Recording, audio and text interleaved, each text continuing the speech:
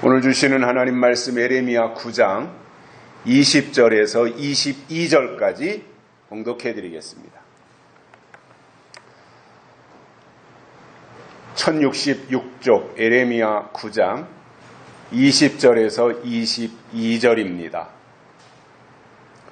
부녀들이여 여호와의 말씀을 들으라. 너희 귀에 그 입의 말씀을 받으라. 너희 딸들에게 애곡을 가르치며 각기 이웃에게 애가를 가르치라. 대저 사망이 우리 창문에 올라오며 우리 궁실에 들어오며 밖에서는 자녀와 거리에서는 청년들을 멸절하려 하느니라.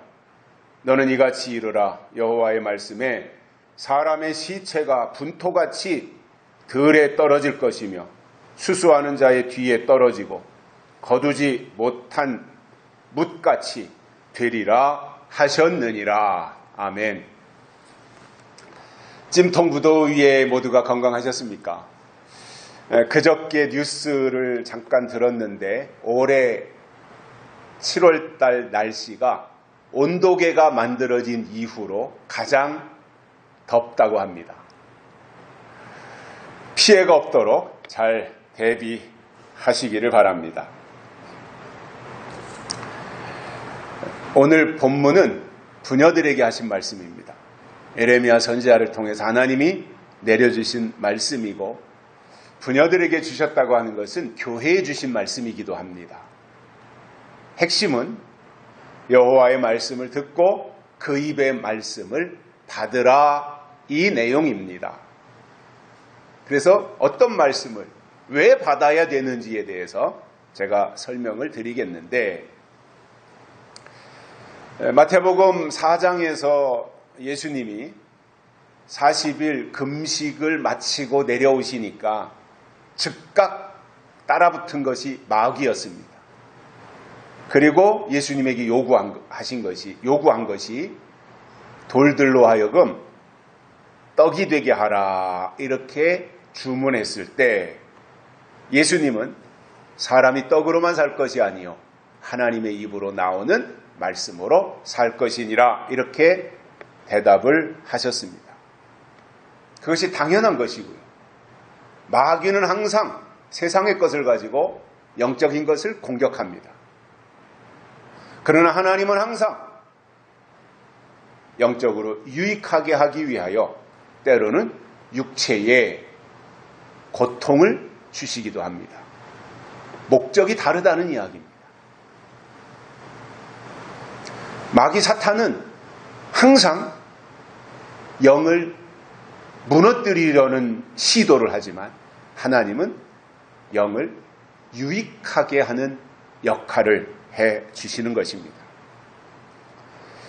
이 세상에서도 우리가 하나님을 믿는 사람들을 보면 떡을 위해서 하나님 앞에 나오는 사람이 있고 말씀을 위해서 나오는 사람들이 있습니다.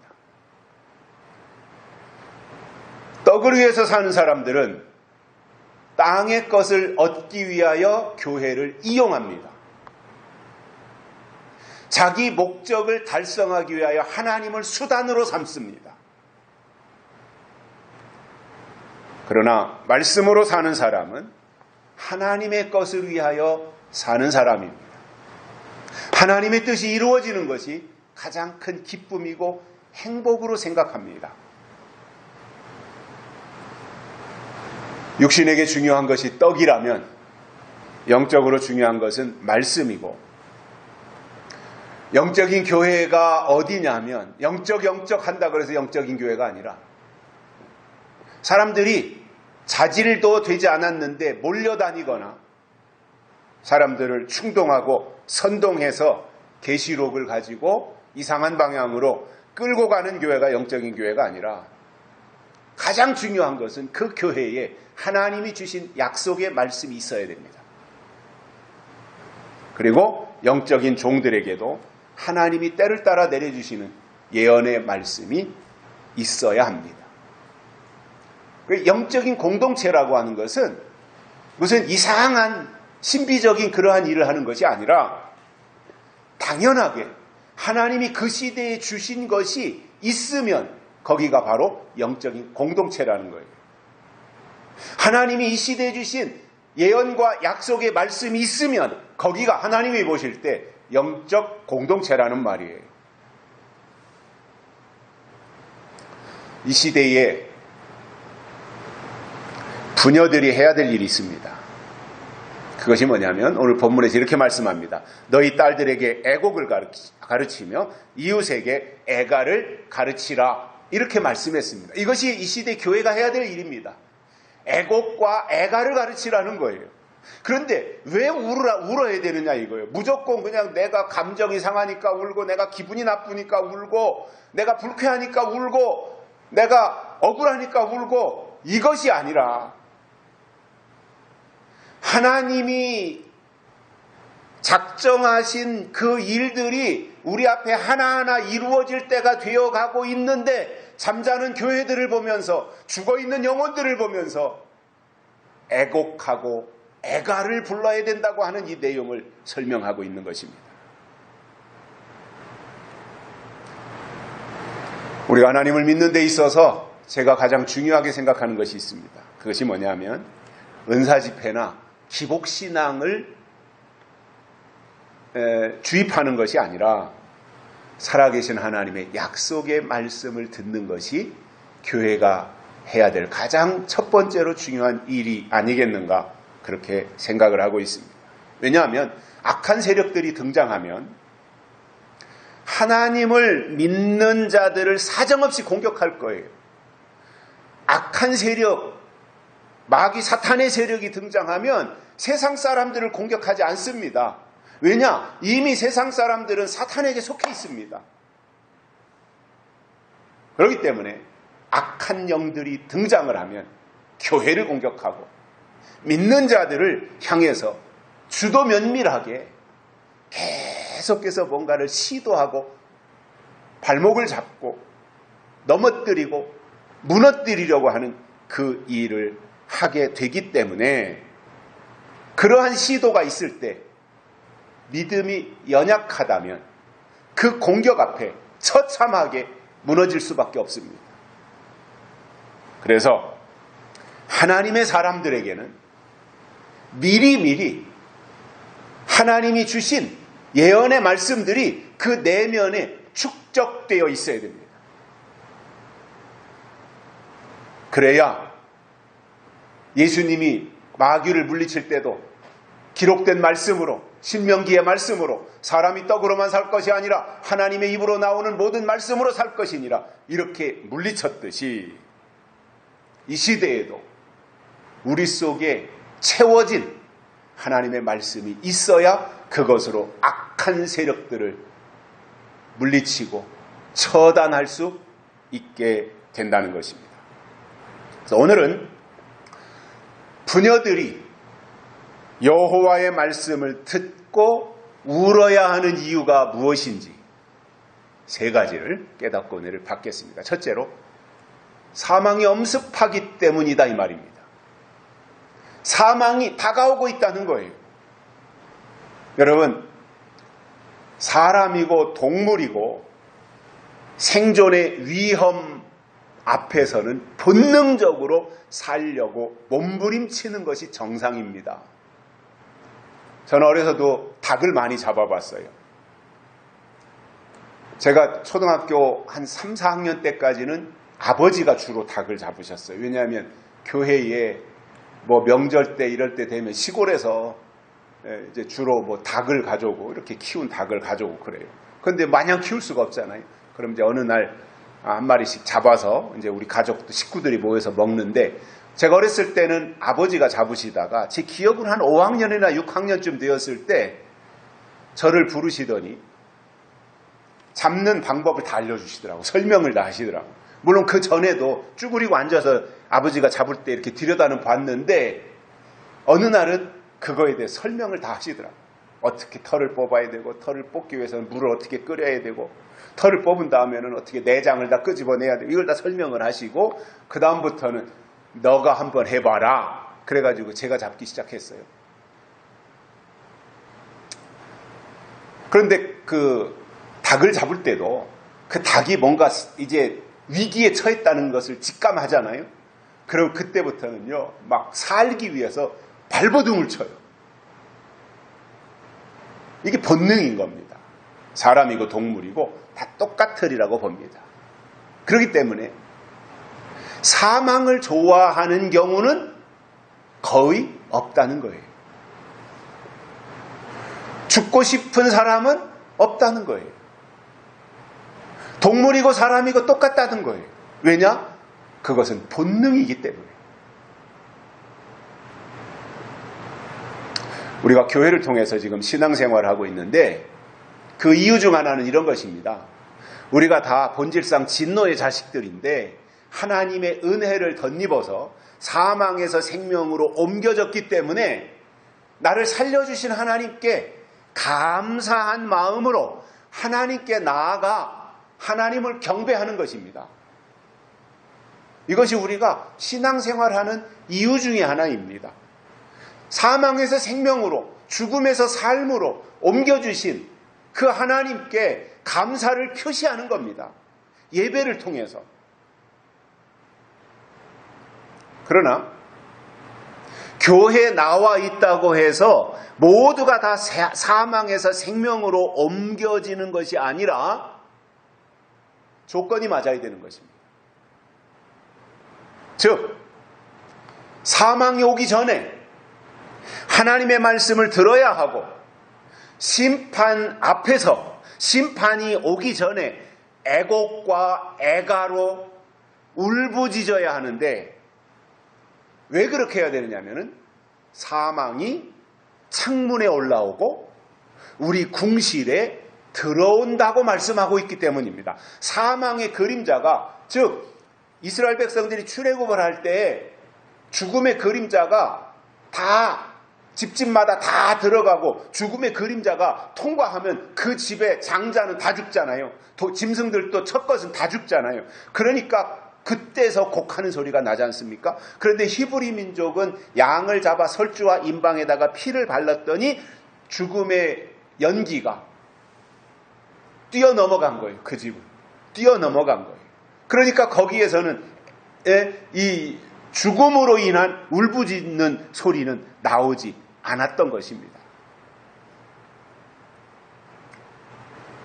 자, 이렇게 죽음의 연기 또는 죽음의 그림자가 이렇게 점점 점령에 들어갈 때, 그리고 창문으로 넘어 들어가고 그 집의 침실로, 그 집의 안방으로, 그 집의 궁실로 들어갈 때 그것을 어떻게 막아낼 수 있겠습니까? 미리 이렇게 하면 죽음의 그림자가 뛰어넘어간다, 유월한다 라고 말씀해 주신 하나님의 예언을 듣고 그 조건이 충족되니까, 양을 잡아서 설주와 임방에다가 발라놓으니까 죽음의 그림자가 뛰어넘어간 것처럼 심판이 오기 전에 미리 하나님의 말씀을 들어야 된다라고 하는 것에 대해서 강조하고 있는 것입니다. 특히 아무거나 다 듣는다고 되는 것이 아니라 심판에 대한 말씀을 들어야 돼요. 심판이 온다면 심판에 대한 말씀을, 경고를, 예고를 들어야 되는 거예요. 환란이 온다면 환란에 대한 말씀을 들어야 대비가 되는 거지 않습니까? 환란이 무엇이고 환란이 어디로 오고 환란을 어떻게 이길 수 있고 환란을 이기면 어떻게 되고, 이런 것을 우리가 미리 아는 거잖아요. 심판이 언제 오고 심판이 어떻게 오고 심판이 무엇이고 심판을 이기는 길이 무엇이고, 이것에 대해서 미리 정보를 가지고 그것을 들어야 이겨낼 수 있는 것처럼, 사망이 지금 창문으로 넘어오고 궁실로 뛰어들어오고 있는데 그때 가서 허겁지겁 해봐야 이겨낼 수 없는 것이고, 그 전에 어떻게 해야만이 사망이 우리 창문으로 넘어오지 않을까, 우리 집 문 안으로 들어오지 않을까, 어떻게 해야 내가 유월할 수 있는가, 패스오버 할 수 있는가, 이런 것에 대해서 하나님의 말씀을 통한 정보가 미리미리 있어야 된다는 거예요. 그게 이기는 힘입니다. 그것이 믿는 자의 저력입니다. 한 국가도 힘이 약해가지고 외세가 침략하거나 전쟁이 나면 러시아가 우크라이나를 침략한 것처럼 그러니까 얼마나 국가가 비참해져요. 다 뿔뿔이 다른 나라로 피난 가고 남아있는 사람들은 죽거나 다치거나 이 엄청난 피해를 당하고 있는데 왜 그렇습니까? 약해서 그런 거예요. 그 나라가 약해, 힘이 약했어요. 그리고 러시아가 공격해 올 것에 대해서 미리미리 물론 러시아가 공격하기 전에 예고를 했지만 그것에 대해서 대응할 수 있는 힘이 부족했던 거예요. 그래서 전쟁이 나면 가지고 있는 거 다 빼앗기고 그리고 사람들이 다 대부분이 죽임을 당하고 하는 이 비극적인 참상이 초래되는 것처럼 마찬가지로 악한 자들이 등장하면 영을 죽이는 일을 하는 거예요. 마지막 때 교회 안에 나타나는 악의 세력은 영을 사로잡고 영을 점령해서 영을 죽이는 것이 목적이에요. 계시록 13장에 보면 땅에서 올라오는 짐승이 나오는데 그것은 죽이는 일을 위해서 나온 세력이기 때문에 몇이든지 다 죽인다 이렇게 성경은 말씀하고 있습니다. 땅에서 올라온 짐승은 몇이든지 닥치는 대로 다 죽인다는 거예요. 그러면 요한계시록 6장에 보면 7인으로 봉했던 것을 떼시는 장면이 나옵니다. 그 중에서 넷째 인을 떼실 때에 청황색말이 나와요. 넷째 인에. 그리고 그 청황색말에 탄자의 이름이 있는데 사망이라 그랬습니다. 청황색말에 올라탄 자의 이름이 사망이고 음부가 그 뒤를 따르더라. 저희가 땅 4분의 1의 권세를 얻어 검과 흉년과 사망과 땅의 짐승으로 죽이더라 이렇게 되어 있습니다. 땅의 짐승으로 죽이더라. 그것이 바로 계시록 13장에 나오는 땅에서 올라온 짐승으로 죽이더라 이 말씀을 해주고 있는 것입니다.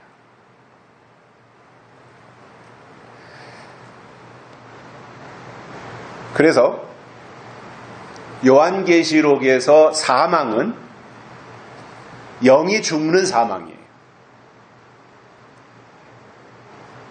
에덴 동산에서도 먹는 날에는 죽으리라 했을 때 그 죽음이 뭐냐면 육신이 죽는 죽음이 아니라 영이 하나님과 단절되는 것을 의미했던 거예요. 계시록에서 죽인다라고 했을 때 이 계시록에서의 죽임도 창세기하고 똑같이 육신을 죽인다는 것이 아니라 영을 하나님으로부터 단절시키고 차단시킨다고 하는 그 죽음을 의미하고 있습니다. 그래서 우리가 하나님을 믿고 있는데 이 믿음이라고 하는 것은 하나님이 때를 따라주시는 약속의 말씀과 밀접한 관계가 있습니다. 믿음은 어느 날 하늘에서 감 떨어지듯이 뚝 떨어지는 것이 아니라 하나님이 우리에게 주신 약속의 말씀과 관련이 있는 것이 믿음이다 이거예요. 그렇기 때문에 바울도 믿음은 들음에서 난다 그랬는데 이 말씀을 들은 결과가 우리에게 믿음으로 들어오는 것이지 말씀이 없는데 믿음이 생기는 경우는 없는 겁니다. 제가 단도직입적으로 말씀을 드리면 하나님이 주신 약속의 말씀이 없으면 믿음도 없는 겁니다. 말로는 있어요. 믿습니다 해요. 믿어야 된다고 강조해요. 그런데 궁극적으로 그렇게 하나님을 믿기 위하여 또는 하나님을 믿는다고 말을 하는 그 사람들 속에 그것이 하나의 자기 신념이 되었든 아니면 육신의 고백이 되었든 아니면 짧은 지식의 결과가 되었든 자기가 믿는다고 하는 것과 하나님이 맞아 네가 지금 제대로 믿고 있어 하는 것과는 차이가 있는 거예요. 그래서 믿음은 하나님이 보실 때 믿음으로 인정하시도록 믿어야 되는 거예요. 그게 뭐냐면은 하나님이 우리에게 주신 약속의 말씀으로 믿어야 하나님이 인정하시는 믿음이다 그 말입니다. 그러니까 아무리 내가 습관적으로 아니면 그동안 내가 30년, 40년, 50년, 60년, 70년 내가 교회 생활 어렸을 때부터 해서 지금까지 평생을 교회 생활을 했다고 할지라도 그건 물론 잘한 거지만 교회 생활 참 잘한 거지만 누구를 섬겼을 것이고 누구를 위해서 봉사를 했을 것이고 잘한 것이지만 그 정도는 다른 종교에서도 하는 거예요. 평생 동안 절에 다닌 사람들도 그 정도 해요. 그리고 극락에 가리라고 하는 확신이 다 있어요. 그 사람들 속에도.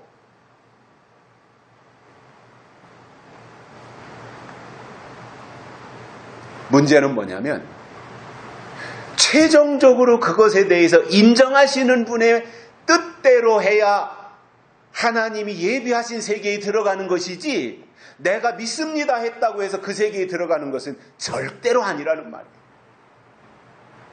그래서 저는 이제는 믿음의 틀을 다시 짜야 된다 이렇게 봐요. 예수님이 다시 오실 때가 되었다고 하는 것은 이제 우리가 믿음의 틀을 다시 짜서 좀 더 성장하고 좀 더 성숙한 믿음의 단계로 올라가야지 2000년 전에 예수님 이 땅에 초림하셨을 때 그때 주신 그 말씀을 붙잡고 다시 오시는 예수님을 맞이하려고 한다고 하는 것은 이건 앞뒤가 말이 안 맞는 거예요.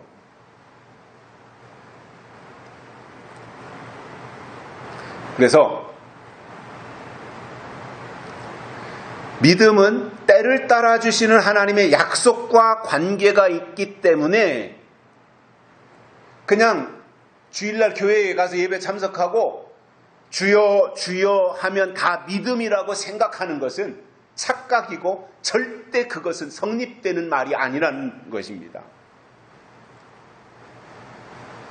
요한계시록에 보면 죽이는 일들이 여러 번 나오는데 계시록 8장에는 그 나팔장이지 않습니까? 그래서 계시록 8장에 그 나팔에 대해서 첫째 나팔부터 넷째 나팔까지 쭉 설명을 해주고 있는데 그 장면을 유심히 계시록 8장을 읽어보면 첫째 나팔, 둘째 나팔, 셋째 나팔, 넷째 나팔이 공통적으로 그 나팔을 불 때마다 죽는 일들이 나타나는 것을 볼 수 있습니다.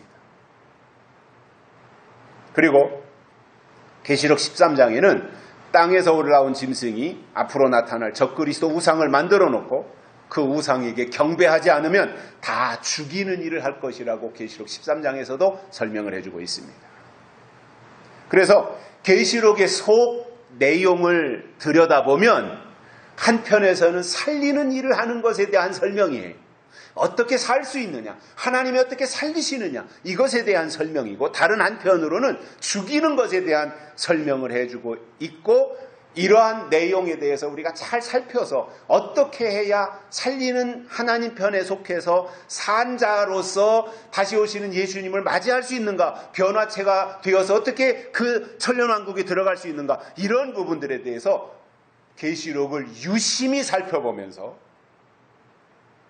하나님이 주시는 깨달음을 얻어야 된다는 거예요. 그래서 저는 성경 66권이 다 하나님의 말씀이지만 그리고 그 66권이 창세기부터 요한계시록까지 다 중요하지만 그리고 1.1획도 변할 수 없는 하나님의 말씀인 것은 사실이지만 시기적으로 볼 때 2023년도를 살고 있는 이 시점에서 그래도 우리가 요한계시록에 비중을 두고 그 내용을 충분히 습득해서 이해하고 그리고 그 말씀의 내용을 깨닫고 그리고 깨달음을 통해서 하나님의 계획이 이거구나, 하나님의 마음이 이거구나, 하나님은 우리가 지금 이렇게 하나님의 마음을 가지고 하나님의 일을 하기를 원하시는구나, 이러한 것이 우리에게 와야 된다 그거예요.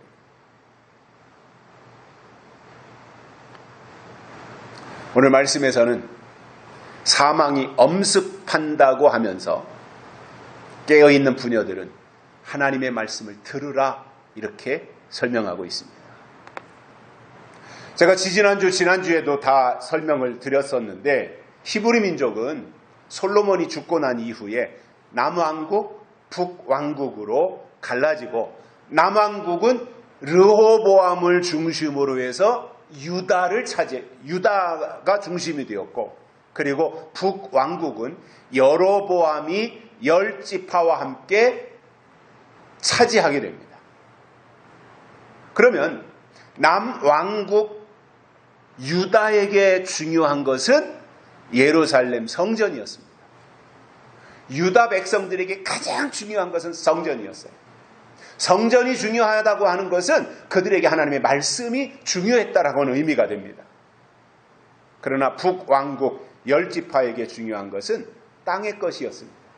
그래서 그들이 북쪽으로 가서 이스라엘 지역을 차지했는데 그 지역은 그래도 유다 땅에 비해서 모든 것이 좀 여유가 있는, 풍성하진 않더라도 좀 여유가 있고 먹고 사는데 크게 지장이 없는 그러한 지역을 선택해서 거기로 가서 육신의 것을 취했던 것입니다. 성전을 짓다가 하나님의 일을 하다가 돌아서서 땅의 것을 바라보고 육신의 것을 향해서 나갔던 것이 10지파입니다. 갈라디아서에서 바울이 말씀하죠. 너희가 성령으로 시작했다가 육체로 마치려 하느냐? 이 말씀을 하셨어요. 바로 이 10지파는 성전 짓는 일을 하다가 육체의 것을 선택하고 그쪽으로 치우쳤던 사람들의 모습이라는 것입니다. 오늘 우리에게 가장 중요한 것이 무엇인지 선택하라고 한다면 그것은 당연히 하나님이 우리에게 주신 약속의 말씀이고, 그것을 보존하고 지키는 것이 믿음이며 하나님의 사람들의 자격이라는 말입니다. 오늘날 많은 사람들이, 또 많은 교회들이 강조하는 것이 성전입니다. 사실상 예배당인데, 건물, 하나님께 예배드리기 위해서 필요한 건물인데, 이 건물이 예배당이지 않습니까? 그런데 예배당을 성전화시켰습니다. 성전은 구약에서의 개념이고 신약에 와서는 건물은 성전이라고 말하지 않아요. 너희가 하나님의 성전인 것과 사람이 하나님의 성전, 하나님의 약속. 그러니까 구약에서는 천막성전이 됐든 건물 성전이 됐든 거기에 법궤가 있을 때 성전으로 인정했어요. 그런데 이제 예수님이 초림하시고 구약에서의 법궤는 사라졌지 않습니까? 우상 숭배할 것 같으니까 하나님이 다 거두셨어요. 그리고 신약에 와서 성전이 예수님이 성전이시고, 그리고 너희가 하나님의 성전, 사람이 성전이다 이거예요. 그러면 사람이 성전이 되기 위해서 필요한 것이 뭐냐면 그 속에 하나님의 말씀이 있어야 된다 그겁니다. 말씀이 있어야 하나님의 성전이다 이거예요. 그래서 신약에서 중요한 것은 말씀이에요. 그리고 그 말씀을 가지도록, 그 마음속에 간직하도록 계속해서 말씀을 가르쳐야 되는데, 눈에 보이는 건물을 성전이라고 중요시하고 눈에 보이는 건물 성전을 강조하고 있지만, 사실 성전이 중요한 것은, 예배당이 중요한 것은 건물이 아니라 그 속에 있는 예언과 약속이 중요하다 그거예요. 그런데 그것을 모르다 보니까 눈에 보이는 건물 성전을 하나님의 전이라고 말하지만 하나님의 약속이 없는 건물 성전은 사실 아무것도 아니에요. 그건 박물관이고 그건 전시장이고 사람들이 와서 구경하는 관람객들이 보는 그러한 것에 불과할 수밖에 없다라는 것입니다. 제가 30대 초반에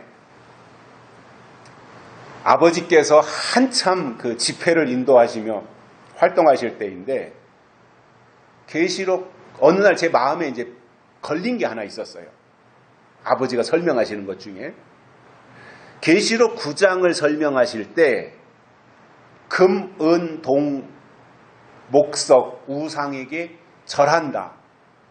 그래서 이 금은, 동, 목석, 우상을 만들어 놓고 절하는 시대가 오는데 그것이 교회가 하는 일들이다. 믿는 자가 하는 일들이다. 그래서 금은, 동, 목석, 우상에게 절하는 그게 어디냐 하면 예배당이다. 이런 설명을 하시는 거예요.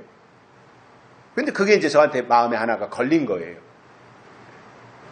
그래서 아니 왜 아버지가 금은, 동, 목석을 예배당이라고 설명을 하시지? 그렇게 해서 이해가 안 됐는데 뭐 이해가 안 되는 거 이제 제 마음에 담고 있다가 아마 1988년도로 제가 기억이 나는데 3월 1일부터 10일까지 동두천에 있는 미디안 기도원에 가서 열흘 동안 금식 기도를 한 적이 있습니다. 금식을 해보면 알지만 잠이 잘 안 오잖아요. 배가 고프니까. 이게 배가 든든해야 잠도 오지.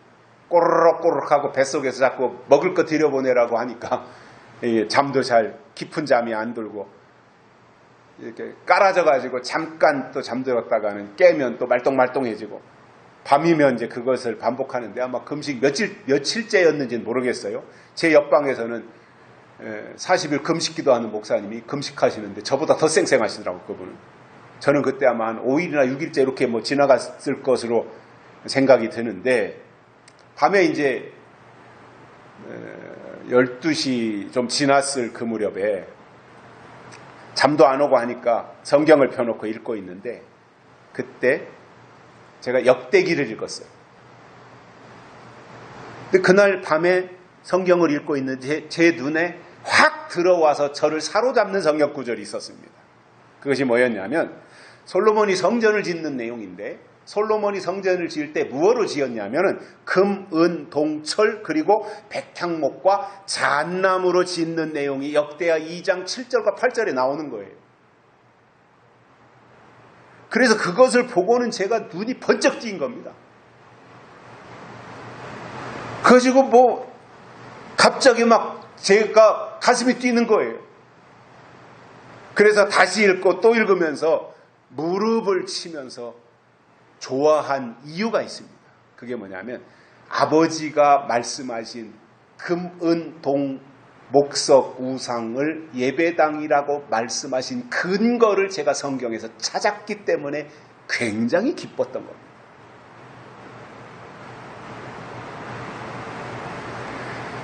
그때 제가 얼마나 마음이 기쁘고 행복했던지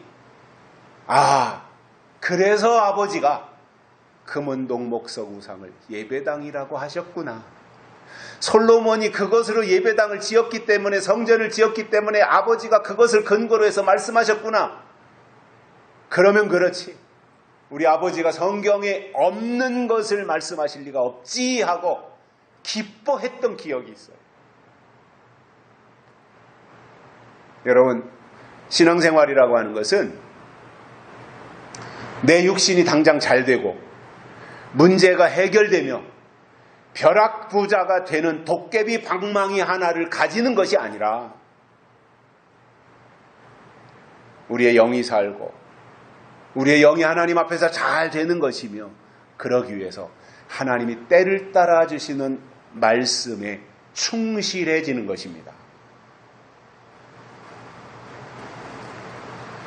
그러나 영적인 것에는 전혀 관심이 없고 조금도 영적인 것에는 관심도 없고 영적인 것에 귀를 기울일 생각도 하지 않고 땅의 것만을 위해서 교회 생활을 한다면 그는 이미 영이 죽은 사람입니다. 그러므로 사망이 우리에게 엄습해 오기 전에 하나님 앞에서 다가오는 심판을 생각하면서 애곡과 애가로 부르짖는다면 저는 정상적인 신앙인이라고 그렇게 생각이 듭니다. 그날 닥쳐서 울 것이 아니라 미리 울부짖자 이 말입니다. 두 번째로는 자녀들과 청년들을 멸절하기 때문이다. 그래서 여호와의 말씀을 미리 들으라 그 말씀을 하시는 거예요. 일반적인 의미에서 보면 자녀들과 청년들은 가정의 미래이고 각 가문의 혈통을 잇는 역할을 하는데 그들을 다 멸절한다고 하는 것은 가문이 멸문지화하는 것과 같은 것입니다. 국가적으로도 보면 젊은 청년들 있어야 되고 그 밑에 줄줄이 이어서 5살짜리도 있어야 되고 3살짜리도 있어야 되고 이제 갓 태어난 1살짜리도 있어야 되고 이렇게 계속해서 연결되어 있어야 국가가 제대로 유지되지 않겠습니까? 그런데 젊은 층은 없고 아기들 울음소리는 아이에 들은 지 수십 년 됐고 연세 드신 분들만 잔뜩 계시다면 그 나라는 희망이 없어요. 요즘 우리나라도 시골에 있는 학교는 점점 폐교가 된다 그러죠. 왜냐하면 아이들이 없으니까 학교가 존재할 이유가 없어요. 또 어느 유튜브를 제가 보면서 걱정했던 것이 있는데 당연한 결과이지만 그래도 마음 한편에서는 걱정이 들었는데 뭐냐면 시골에 저 전라도나 경상북도 산골짜기에 있는 시골에 과거에 지어놨던 교회가 있는데 교회에 사람이 없으니 건물만 덩그러니 남아있어가지고 이제 폐허가 되어가고 있다는 거예요. 과거에는 그래도 다 수십 명씩 그 동네 사람들이 모여서 예배를 드렸고 했는데 이제 다 돌아가시고 떠나고 하니까 교회가 없어지는 상황이 된다는 겁니다. 자, 이게 인구절벽 시대의 현실을 우리가 지금 보고 있는 것인데 자녀가 없고 젊은 층이 없다고 하는 것은 전혀 희망이 없는 것입니다. 저는 그렇게 생각을 합니다. 사람이 축복이고 자녀와 청년이 희망인데 하나님이 그들을 멸절하신다고 하는 것은 심판하시겠다고 하는 내용인 것입니다. 시편 127편 3절에 보면 자식은 여호와의 주신 기업이요 태의 열매는 그의 상급이로다 이렇게 말씀하셨습니다. 그런데 자녀들을 멸절한다고 하는 것은 기업도 없고 상급도 없다는 거예요. 우리나라도 보면 과거에 아들 선호 사상이 굉장히 뿌리 깊었습니다. 아들을 낳아야 된다. 아들을 낳아야 된다. 저희 고모가 계셨는데 고모의 큰아들이 옛날에 다 뭐 그 아들 뭐 소중히 다 여겼지만 큰아들이 계셨는데 큰아들이 이제 결혼하시고 저희 사촌 큰형이죠. 결혼해서 아이를 낳았는데 저희 고모도 뭐 옛날 분이니까 지금 계시다면 100세시네요. 100세. 제 아버지보다 4살 위니까.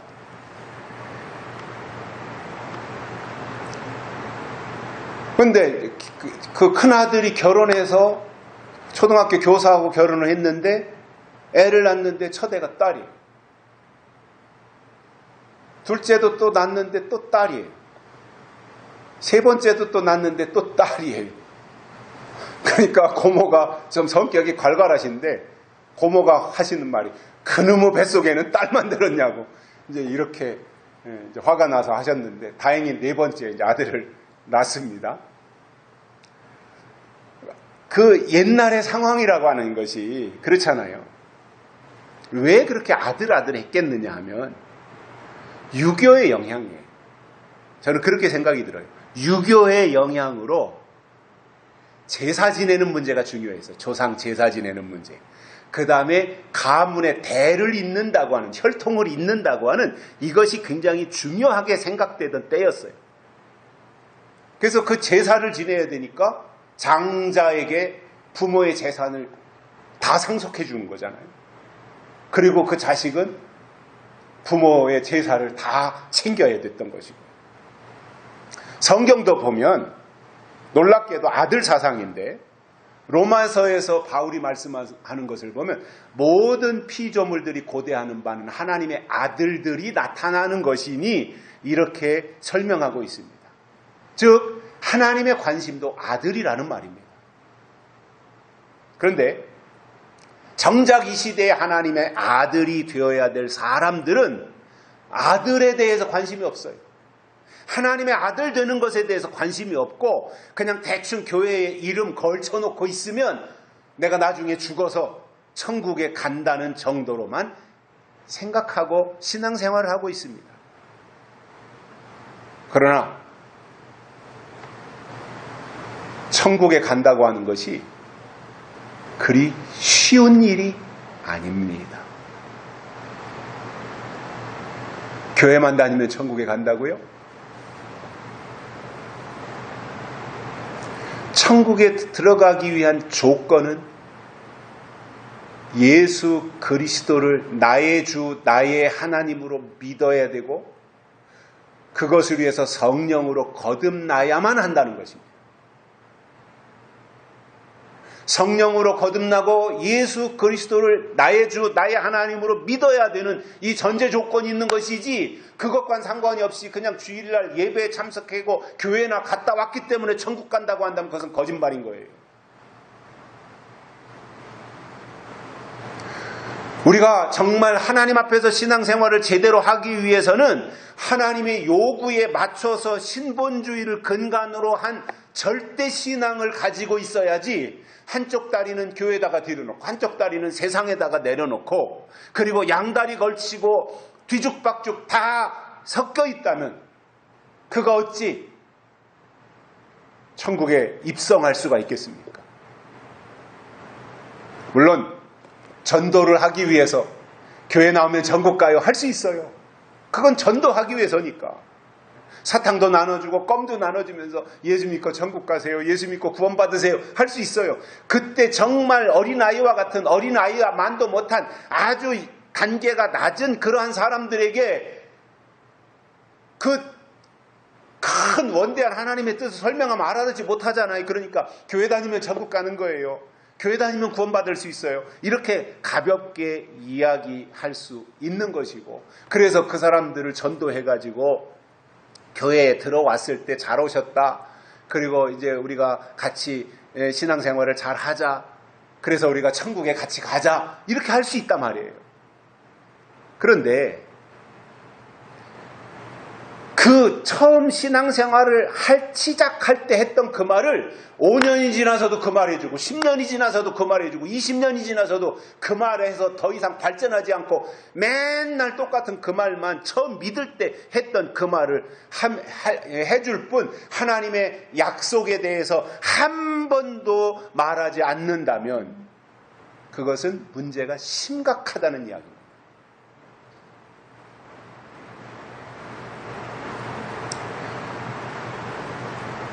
교회 밖에 있는 사람을 교회 안으로 데려오기 위해서 해야 되는 말이 있어요. 분명히. 아주 낮은 단계의 말이 필요한 거죠.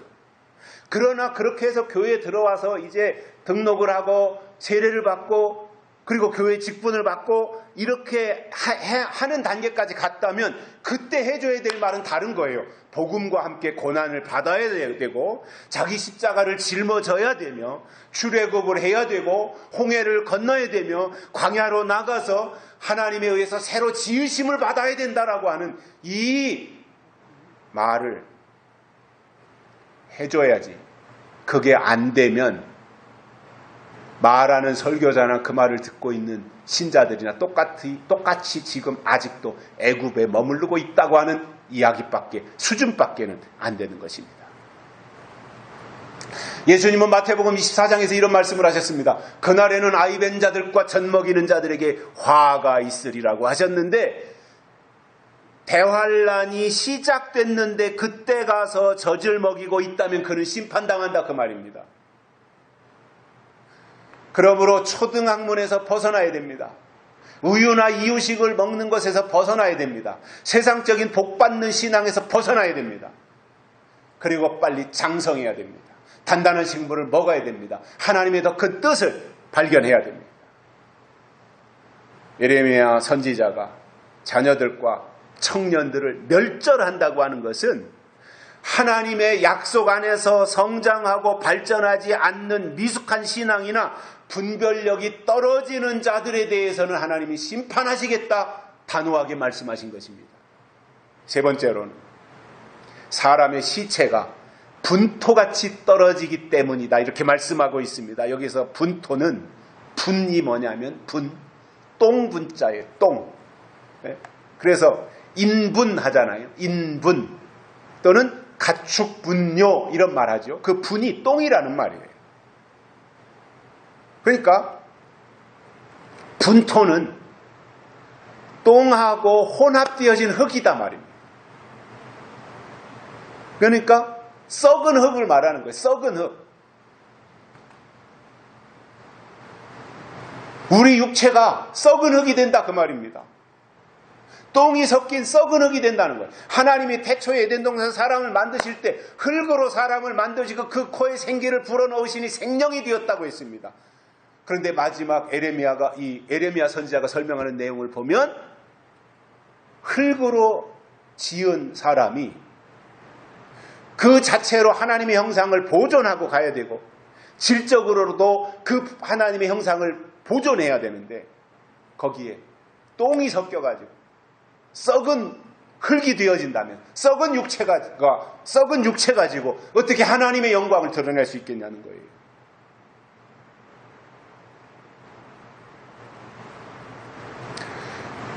바울도 보면 분토와 같이 버린다 이런 말씀을 했어요. 자기의 명예, 자기의 지식, 자기 아는 거 이런 것들에 대해서 다 분토와 같이 그건 가능해요. 자기가 그동안 소유하고 있던 거, 자기가 가지고 자랑하던 거 이거는 분토처럼 버릴 수 있어요. 그런데 우리 육체가 분토같이 되어서 땅으로 다 떨어져서 박살난다면 그것은 안 되는 일이지 않습니까? 시편 1편에서 복 있는 사람과 악인에 대해서 비교하면서 복 있는 사람은 시절을 쫓아 과실을 맺지만 악인은 바람에 나는 겨와 같도다 이렇게 말했는데 겨나 분토나 이것은 같은 종류이고 하나님이 심판하실 때 악인은 심판의 대열에 설 수밖에 없다는 말입니다. 하나님의 역사를 보면 시대마다 하나님이 쓰신 사람들이 달랐는데 노아를 쓰실 때가 있었고 아브라함을 쓰실 때가 있었으며 그리고 모세나 또는 다윗이나 그리고 16명이나 되는 구약의 선지자들을 하나님이 쓰셨고 그들 나름대로 하나님 앞에서 역할을 충실하게 다 감당해냈습니다. 신약에서도 하나님이 사도들을 부르셔가지고 사도들을 통해서 일하셨는데 그래도 대표적인 사람이 베드로가 있고 그리고 사도 요한이 있는데 은혜 시대의 복음에 합당한 종은 사도 바울이었습니다. 사도 바울을 통해서 하나님이 큰 역할을 하셨던 것입니다. 사도 바울을 보면 그는 한때 출세에 대한 야망이 있었어요. 실력과 배경도 좋았고 그는 출신 성분도 좋았고 바리새인 중에 바리새인이었으며 로마의 시민권까지 가지고 있는 아주 그 당시에 특별한 사람이었던 거예요.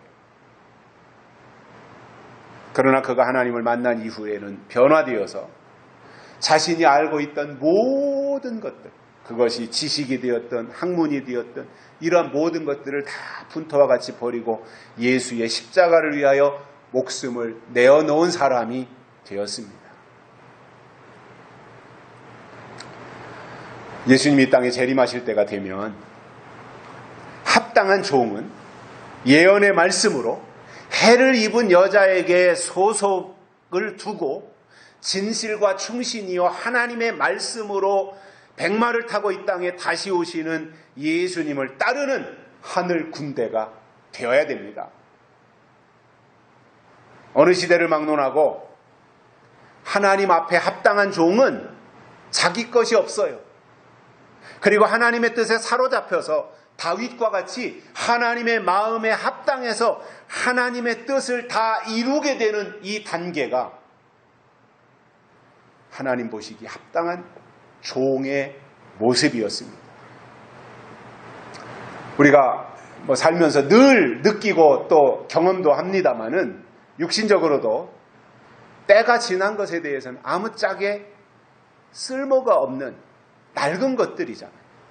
근데 사실상 우리가 살아가면서 이거는 1년이 지나도 아무짝에 쓸모가 없다는 것을 아는데도 사실상 잘 버리지를 못해요. 그리고 끌어안고 있어요. 옛날 것을 끌어안고 있어요. 옛날 것을 버리지 못하고 끌어안고 있다면 그는 옛날 사람인 거예요. 그러나 버릴 것을 과감하게 다 버리고 새로운 것을 취하면 그는 새 사람인 거예요. 신앙적으로도 때가 지나고 시대가 지난 것에 대해서 망설이지 말고 버려야 새로운 하나님의 것을 취할 수 있는데, 버릴 것을 버리지 못하고 끌어안고 있다 보면 그에게 하나님은 새 것을 주시지 않는다는 말입니다. 왜냐하면 사람은요, 옛 것과 새 것을 동시에 다 가질 수 없어요. 옛 것도 가지고 새 것도 가지겠다? 그럴 수 없다는 거예요. 옛 것을 가지고 있다면, 옛 것을 내가 아주 그냥 신주단지 모시듯이 내가 옛 것을 가지고 있다면 그 사람에게 절대 새로운 것이 들어갈 자리가 없는 거예요. 그러나 그 옛 것을 과감하게 버리고 나면 새 것이 들어갈 수 있는 공간이 생기는 거예요. 그래서 우리가 옛 것과 새 것에 대한 구분이 되어야 됩니다. 은혜와 진리에 대한 구분이 되어야 됩니다. 예수님 초림하셨을 때는 율법이 옛 것이었고 은혜가 새 것이었어요.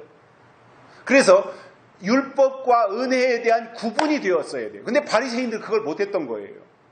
그리고는 새 것을 배제하고 새 것을 제공해 주기 위해서 오신 예수님을 십자가에 못 박아 죽게 하고, 그리고 여전히 옛것 율법만을 고수하고 있었던 것이 바리새인들의 모습이었습니다. 그러다 보니 새 것을 주시는, 복음을 주시는 예수 그리스도를 받아들일 자리가 없었던 것이죠. 집에서도 보면 살림살이나 옷장이나 신발장이나 이런 것을 살펴서 버릴 것이 무엇인지 이렇게 찾아보고 그것을 끄집어내서 버리면 그 자기 집을 좀 더 넓게 살 수 있어요. 그리고 깨끗하게 살 수 있어요. 그리고 거기에다가 최신식 새 물건도 다시 들여놓고 기분 좋게 살 수 있지 않습니까? 마찬가지로 영적으로도 보면 각자의 우리의 마음속에 땅의 것에 대한 지나친 욕심, 그리고 미움, 분노, 이런 것들에 대해서 버려야 되는데 의식하지 못하고 살 때가 참 많아요. 우리가 물건에 대해서는 이거 버려야 된다라고 생각하는데 내 마음속에 있는 것들에 대해서는 이거는 내가 버려야지 라고 하는 것에 대해서 인식하지 못할 때가 많은데, 그렇기 때문에 이것은 내 성품 속에서 내 신앙생활하는 데 있어서 이거는 전혀 도움이 되지 않는 부분이다라고 하는 것에 대해서 목록을 만들어 놓고 하나하나 버리는 훈련도 필요할 것 같습니다. 얼마 전부터 우리나라에서도 이제 이러한 문화가 만들어졌어요. 버킷 리스트라고 하는 게 있어요. 버킷 리스트. 그게 뭐냐면 내가 죽기 전에 꼭 해야 되는 일이 무엇인지 그거를 작성해가지고 이건 내가 죽기 전에 꼭 해야 되는 일이다. 그리고 그것을 쭉 적어놔요. 여러 가지 내가 하고 싶은 몇 가지 일들을. 그리고 그것을 하나하나 실천하는 것. 그것을 버킷 리스트라고 해요. 우리가 신앙생활하는 데 있어서도 이처럼 버킷 리스트를 만들어 놓고 신앙적으로 이것은 이제 때가 지난 거니까, 이것은 낡은 거니까, 이것은 묵은 거니까, 이것은 불필요한 것이니까, 이런 것에 대해서 쭉 적어놓고 또 내 성품 안에서도 이것은 버려야 할 부분이다 라고 하는 것에 대해서 리스트를 만들어 놓으면 실천하기가 쉽지 않겠는가. 이것은 내게 필요한 거, 불필요한 거, 내가 도움이 전혀 되지 않는 거, 하나님을 향해 나아가는 데 있어서, 하나님의 일을 하는 데 있어서도 이거는 전혀 유익하지 못한 거, 이러한 버킷리스트를 만들어 놓고 그것을 하나하나 버리는 실천을 한다면 하나님의 것이 우리 안에 채워지는 기쁨도 동시에 경험할 수 있지 않겠습니까? 무슨 말이냐면 하나님이 우리를 포기하고 버리시기 전에 우리가 먼저 우리 속에 또아리 틀고 있는 나쁜 부분들을 분토처럼 버리자 그 말입니다. 우리가 이런 부분들에 대해서 포기하지 않는다면 하나님이 우리를 포기하실 거예요. 우리가 육에 속한 것들을 과감하게 버리지 않는다면 하나님이 우리를 버리실 수도 있어요. 결론으로 믿음은 하나님의 말씀을 들음으로 생기는 선물이기 때문에 잘 들어야 되고 무엇보다도 때를 따라 주시는 하나님의 약속의 말씀을 듣는 것이 중요한 거예요. 오늘 부녀들에 해당하는 교회들이 하나님이 주시는 말씀을 들어야 하는 이유 3가지를 잘 기억해서 우리 모두가 다 그리고 대한민국 교회들이 다시 한번 깨어나고 일어나서 그리고 믿는 자들이 모두가 다 하나님을 향한 간절함과 사모함이 다시 불길처럼 일어나서 하나님을 기쁘시게 해드리는 믿음의 사람들이 되시기를 주의 이름으로 축복합니다. 살아계신 하나님 감사합니다. 오늘 또 우리를 불러주시고 하나님의 말씀을 듣게 해주셔서 감사를 드립니다. 오늘 또 주신 말씀 우리 마음판에 새기고 그 말씀 의지하여 우리가 이 시대에 하나님 앞에서 말씀을 듣고 우리가 해야 될 일들을 잘 감당하면서 하나님을 기쁘시게 하는 종들이 되게 해 주옵소서. 다시 오실 예수님의 이름으로 간절히 기도드리옵나이다. 아멘. 찬송가 439장 부르시면서 헌금 드리시겠습니다.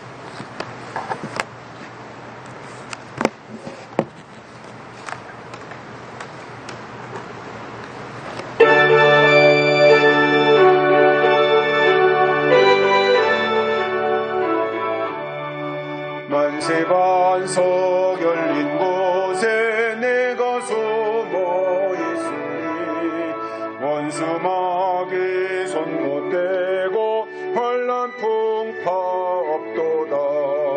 만세반석 열린 곳에 내가 편히 쉬리니 나의 반석 구주 예수 나를 숨겨주소서. 죄에 매여 죽을 인생 편히 쉬기 바라니 주의 가슴 넓은 품에 내가 찾아 앉기네. 만세반석 열린 곳에 내가 편히 쉬리니 나의 반석 구주 예수 나를 숨겨주소서. 이 땅 위에 평안